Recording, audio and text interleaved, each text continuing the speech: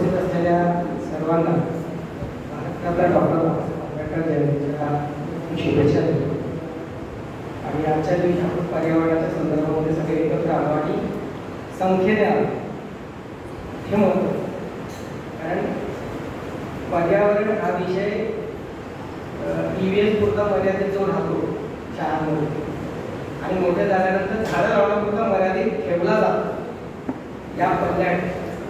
आणि या पल्ल्यात बघायचं असेल तर मग गेल्या 15 वर्षामध्ये जगभरातले भागवतार वर्गातली नेते मंडळी सत्ता झाली की जागतिक तापमान वाढायला घेऊन चिंता व्यक्त करते.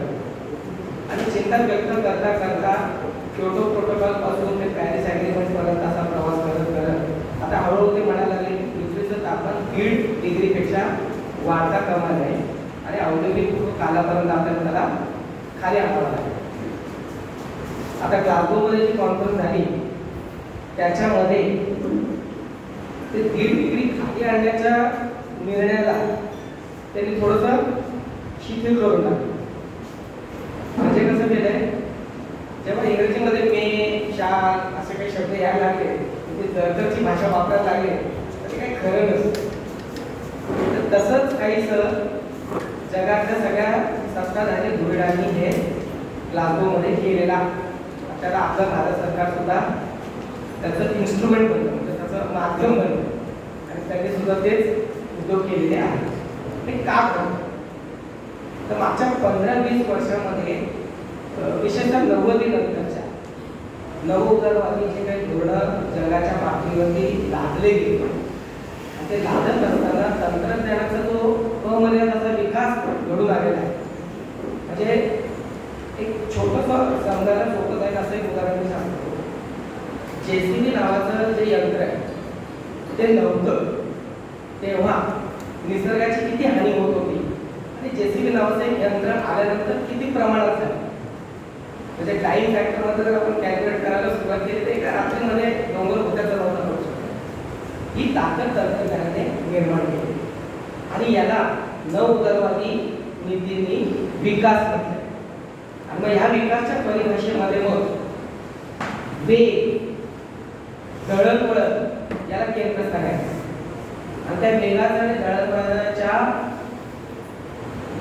वर्तुळामध्ये त्याच्या चक्रव्यूहामध्ये आपण सगळेजण बसतो. आणि मग पालघर जिल्ह्याकडे जर एक नजर मारली तर आपण कसे अडकलेलो नजर. आता ONGCचा इकडे उल्लेख केला. आपल्याकडे सागरमाला प्रोजेक्ट आहे, भारतमाला प्रोजेक्ट आहे, शिपिंग कॉरिडॉर्स आहे, कोस्टल रोड आहे. म्हणजे पालघर जिल्ह्याचा नकाशा जर तुम्ही घेतला आणि पश्चिमेकडून पूर्वेच्या दिशेला जर जायला लागलो तर उत्तर दक्षिण अशा रेषा ओढायच्या आपल्याला.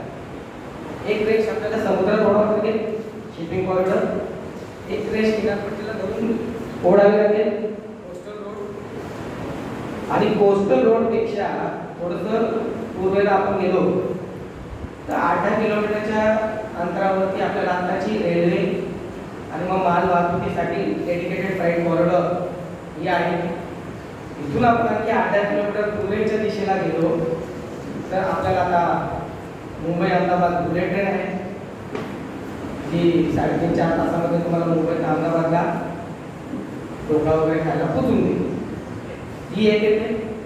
इथून आणखी पूर्वेला तुम्ही गेलात 8-10 किलोमीटर तर मग मुंबई वडोदरा एक्सप्रेसवे आहे. आणि मग तिथून आणखी पूर्वेला गेला परत 8-10 किलोमीटरच्याच अंतरावरती एक आपला आताचा नॅशनल आहे. या झाल्या उभ्या रेषा. या उभ्या रेषांमध्ये एक महत्वाचा डॉट बिंदू तो म्हणजे वाढवण बंदर. आणि वाढवण बंदर हे मोठं बंदर जे पेक्षा 5 पट मोठं बंदर आपल्याकडे येऊन आहे. तर वाढवण आपल्यापासून लांब आहे वसईपासून, तर तेवढी काही चिंता करायची गरज नाही. तसं अंतराच्या हिशोबात करायला. पण मगाशी मी म्हटलं की वेग आणि दळणवळणाच्या चक्रव्यूहात आपण अडकलेलो आहोत तर त्याचे परिणाम हे नुसते दूरगामी नाही आहेत तर लांबपर्यंत आहेत. जसं तुम्ही म्हणाल तरंग लांबपर्यंत जातात. या सगळ्या प्रकल्पांचे जे परिणाम आहेत ते दीर्घकाळ तर आहेत पण लांबपर्यंत त्याचा प्रभाव जाणवता येतो. उदाहरणार्थ वाढवण बंदरामध्ये जर समजा 22.5 मीटर खोली म्हणतात समुद्राची आणि नैसर्गिक बंदर तिथं होऊ शकतं म्हणून ती जागा त्यांनी सिलेक्ट केली, तर 22.5 मीटरमध्ये तुम्ही समुद्रामध्ये भराव टाकून 5,000 एकर जमीन रिक्लेम करणार, 5,000 एकराची जमीन तयार करणार.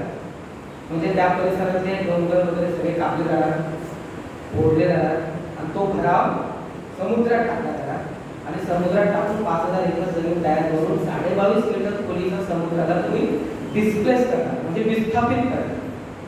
आता विस्थापित झालेल्या पाण्याचं पुनर्वसन करण्याचं काही धोरण नाही, असूच शकत नाही.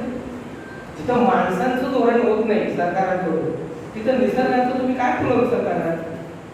म्हणजे माणसाचं काय एवढी अजून अवकाश नाहीये की निसर्गाचं त्यांनी विस्थापन करावं आणि पुनर्वसन करून दाखवावं. ही एवढी एक कॅपॅसिटी माणसाने निर्माण केलेल्या तंत्रज्ञानात नाही. मग आता हे डिस्प्लेस झालेलं पाणी समुद्र जाणवलं, मग आपल्याकडे बघायचं म्हणजे तिकडे जर माहीमचा पट्टा जर घेतला तर पाण्याचा विषय येणार. माहीमचा पट्टा घेतला तर तिकडे आधीच आताच समुद्राचं पाणी आतमध्ये शिरायला लागलं.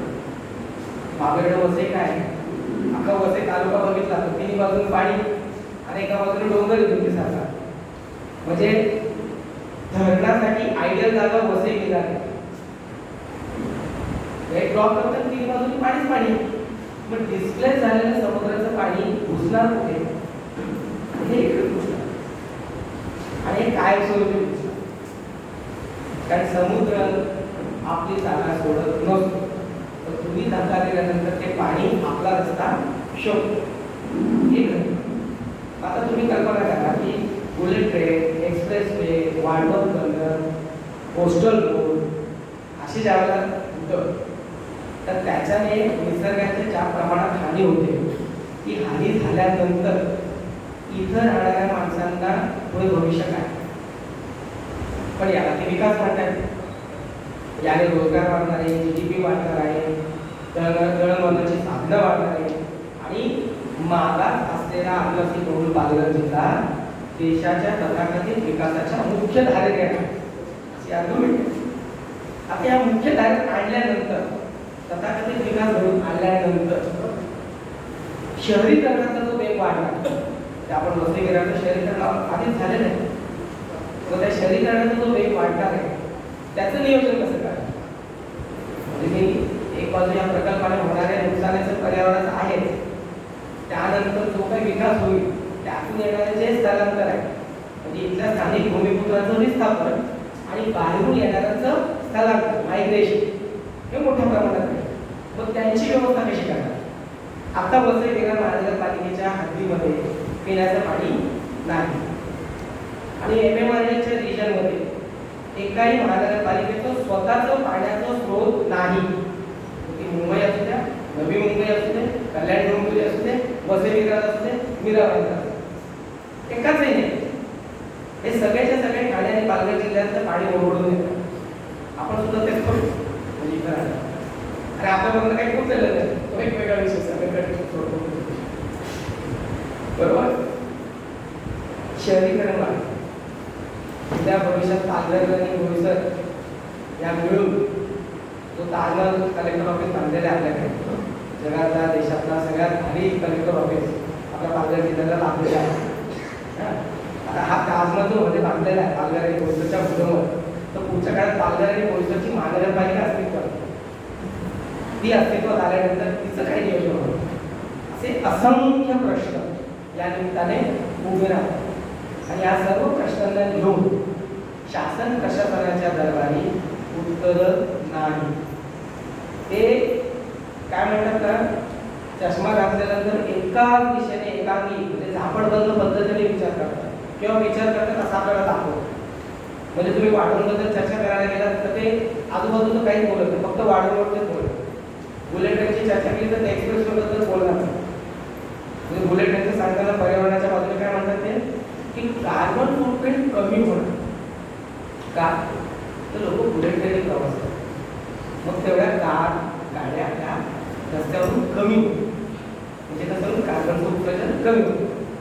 आता फक्त बुलेट ट्रेन असं झापडबंद विचार केला तर कदाचित तार्किक वाटू शकतो, पण मग त्याच्या शेजारी 8 किलोमीटर पर्यंत तुम्ही एक्सप्रेसवे बनवताय मोठा, मग त्याच्यावर बैलगाडी चालणार आहे का? त्याच्यावरून गाड्याच चालणार आहे. मग त्याचं कार्बन फुटप्रिंट वाढणार की कमी होणार? बरं, बुलेट ट्रेन बनवण्यासाठीचं जे कार्बन फुटप्रिंट वाढतंय त्याचं काय? एलिव्हेटेड ट्रॅक केले, जे मुंबईपासून विरारपर्यंत जो बोगद्याने येतो, म्हणजे इथं उत्खनन आहे, इथली तीव्रांची जंगल आणि वेटलँड सगळे खराब करतात तुम्ही, आणि विरारपासून पुढे पूल बांधून एलिव्हेटेड ट्रॅक तुम्ही बनवताय. एलिव्हेटेड ट्रॅक बनवता म्हणजे तेवढं सिमेंट आलं, तेवढं स्टील आलं, तेवढा दगड आला, हा कुठून येणार आहे? हवेतून येत नाही, म्हणजे कुठेतरी खाणीतून दूध उचलला, कुठलं तरी डोंगर तोडणार, ते काढण्यासाठी लागणारी ऊर्जा, हे सगळे असंख्य प्रश्न या निमित्ताने उभे राहतात. आणि म्हणून मग जागतिक तापमान वाढीच्या परिप्रेक्षामध्ये, त्याच्या कॉन्टेक्स्टमध्ये पालघर जिल्ह्यावर आलेल्या सर्व प्रकल्पांकडे बघितलं. पालघर जिल्ह्यात येणाऱ्या प्रकल्पांमुळे जिथं प्रकल्प येतोय त्या भागातील किती लोकांचं किती नुकसान होत आहे एवढा पुरता संकुचित होऊन, मर्यादित होऊन बघून उपयोग नाही. कारण तसं मर्यादित अभ्यास करायला घेतला तर अडचणी वाढते. म्हणजे आता वाढवण बंदरचं सगळं जर तुम्ही एन्व्हायरमेंट इम्पॅक्ट असेसमेंट करायला घेतलं किंवा सोशल इम्पॅक्ट असेसमेंट करायला घेतलं आपण, तो वाढवणच्या अवतीभोवती पुरताच विचार जर केला तर ते चुकीचं आहे. वाढवण बंदरचा जर विचार करायचा असेल तर पहिली वसईचा विचार करावा लागेल. आणि वसई आणि वाढवण यांचा अंतराच्या हिशोबाने कसा संबंध जरी नसला, वाढवणमुळे सगळ्यात जास्त प्रभावित जर कुठलं होणार तर ते वसई होणार. याची चिंता वसई करायला झाली पाहिजे. जेवढी वाढवणकरांना आहे तिथं बंदर होऊ नये म्हणून, तर त्याहीपेक्षा जास्त चिंता वसई करायला पाहिजे. हे आपल्याला हे सगळं जोडून घ्यावं लागतं. वेळेवर कमी दिला, सगळ्यात कमी कंट्रोल करतात. मला एवढंच वाटायचं जशी सुरुवात केली की जागतिक तापमान वाढीच्या संदर्भामध्ये आता तर अनेक तज्ञांचं म्हणणं पडलं की आपण ते सगळं ओलांडलं, बरोबर ना? 1 डिग्रीच्या पुढे क्रॉस केलं. आता हे सगळं जर अपरिवर्तनीय झालेलं असेल तर मग काय? आणि एकदा बॉलसेट रोलिंग एकदा ते वाढायलाच लागतं, त्याची गती एकदा त्याच्या गतीने वाढायला तर ते मग गुणाकाराने बदललं. तो मग आतापर्यंत आपण जसं नियंत्रण करू शकतो, थोडंसं झाडं लावली, थोडंसं देवळ ठेवली, ग्रीन झोन ठेवला तर कंट्रोलमध्ये येईल, ते दिवस येईल. मग प्रश्न आता आपण ही फक्त जनजागृती पुरता मर्यादित घेऊन चालणार नाही. तर जनजागृतीचा पुढचा टप्पा आला हा आता जनचळवळीचा. आणि हा जनचळवळीचा जर होत असेल तर तिथली सगळी राजकीय समीकरण, तिथली म्हणजे या पृथ्वीवरच्या सगळ्या सत्ताधाऱ्यांची राजकीय समीकरण, भांडवलदारांची राजकीय समीकरण, सत्तेची सर्व समीकरण ही आपल्याला डिस्टर्ब करावी. कारण धोरणं तिकडे ठरतात. आता आपण धोरणांना प्रभावित करू शकत नाही, कारण धोरणाच्या बाबतीत ते सगळे एकत्र वर्ल्ड इकॉनॉमिक फोरमवरती सगळे ते एकत्र बसतात आणि एकत्र कसं दुखायचं वाटायचं कसं ते करून टाकतात. आणि लोकशाहीसाठी पर्यावरणाचा विषय घेतला जातो. आणि हळूहळू पर्यायी तंत्रज्ञान, ग्रीन टेक्नॉलॉजीच्या नावाखाली किंवा क्लायमेट स्मार्ट करण्याच्या नावाखाली त्याची सुद्धा वेगळी इंडस्ट्री कशी उभी करता येईल यासाठी ते प्रयत्न करतात. म्हणजे कसं असतं, भांडवलदाराचं एक असतं त्याला तर तुम्ही फाशी दिली, मार्क्स महत्वाचं कोटेशन आहे की त्याला तर तुम्ही फाशी दिली, मार्क्स दिले तर तो दोर सुद्धा तुम्हाला विकून देईल. मला फासा लटकत नाही तुम्ही, तर तो दोर सुद्धा माझ्याचकडे विकत घेईल. एवढं ते प्रॉफिट ओरिएंटेड नफा केंद्रित विचारसरणी, तर त्या नफा केंद्रित विचारसरणीपासून हरकत घेत आलेलं विकसित झालेलं मानवजातीने जे काही विकसित केलेलं ज्ञान, विज्ञान आणि तंत्रज्ञान, त्या विज्ञान तंत्रज्ञानाचा आता निसर्गाशी खेळ होणार नाही, निसर्गाचं संरक्षण आणि संवर्धन होईल या दिशेने वापर करण्याच्या दिशेने आपल्याला विचार गांभीर्याने करावा. हे करत असताना क्लायमेट जस्टिस हा मुद्दा केंद्रस्थानी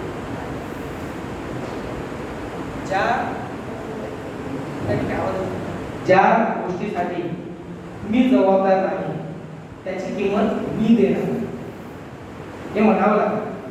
म्हणजे ओएनजीसीचं ड्रिल करत असेल तिथं जर मच्छीमारांनी काही त्याला जबाबदारच नाही असं ते विक्टीम आहे तर त्याची किंमत मच्छीमारांना नाही द्यायची.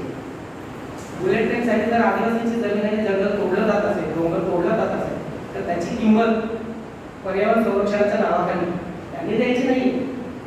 ज्यांनी हे नुकसान घडून आणलेलं आहे त्यांनी याची किंमत दिलीच पाहिजे. आणि आपण सर्वांनी जनचळवळीच्या माध्यमातून ती द्यायला भाग पाडावं. मग भाग कसं पाडायचं? तर मग आपल्याला ही व्यवस्था बदलावी लागेल.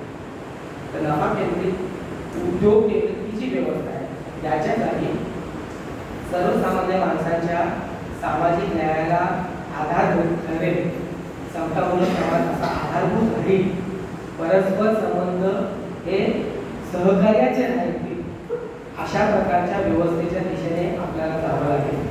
तरच माणसाचं निसर्गाशी परस्पर पूरक सहकार्याचं आणि माणसाचं माणसाशी असलेलं परस्पर पूरक सहकार्याचं नातं निर्माण होईल. आणि मगच आपण असं काही प्रमाणात म्हणू शकतो की कदाचित या भूतलावरची जीवसृष्टी शाबीत वाचेल. अन्यथा आपण ते म्हणतात ना, काही काही जहाजासारखे आपण आता माहिती आपल्याला की आता ठोकणार आणि बुडणार, ते ठोकण्याच्या आधी जे जे आपण उपाय करता शक्य त्या सर्वांनी आपण केल्या पाहिजे. पालघर जिल्ह्याचे आपण सगळ्यांची मंडळी आहोत, विशेषतः वसईची, आपण सगळ्यांनी याच पद्धतीने एकत्र येऊन हे विचार मंथन चालू करत असताना अशा सर्व प्रकल्पांच्या विरोधामध्ये, चुकीच्या धोरणांच्या विरोधामध्ये आंदोलनाची भूमिका घेतली पाहिजे आणि आपल्या जीवनामध्ये पर्यायी जीवन, निसर्गपूरक जीवन कसं होऊ करता येईल आपल्याला, यासाठी आपण प्रयत्न केला पाहिजे. म्हणजे आपल्यालाही आपल्या काही सवयी बदलाव्या लागतात. एवढं फक्त